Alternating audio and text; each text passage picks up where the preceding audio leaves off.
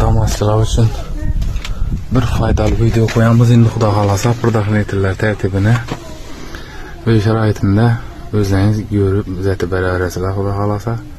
Keyingi videolarda Cobalt Central City hamma mashinani Xudo xolasa koyamiz. Hozir endi bir qo'lda o'ngaylatib joylashtirib başlayamiz hozir Xudo xolasa.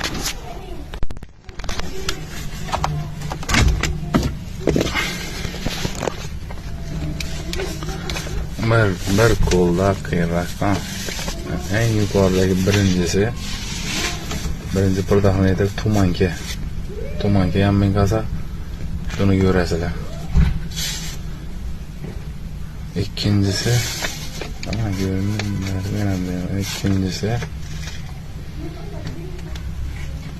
on taraf patbalnik nömerin süveti. Üçüncüsü çep taraf patbalnik salon süveti. Dördüncüsü signal. Beşincisi tormozun süveti. Altıncısı çep taraf dalni bilejni.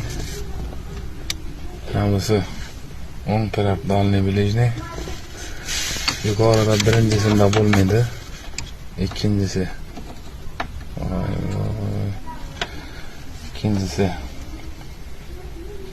maytapon sigaret alıştıradigan işlemese şunu görəsizlar.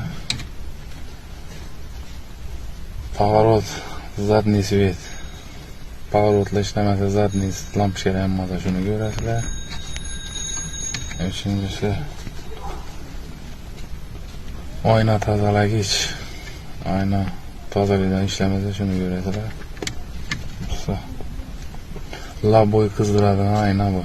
Arka taraftaki. Yine bu peçke. Peçke işlemek lazım şunu görediler. Yine bu motor ki bu. Motor yanmayın kasa. Motor sistemi gitken lan şu burada haydır görüşe motor yanmayın kalan. Şunu görediler.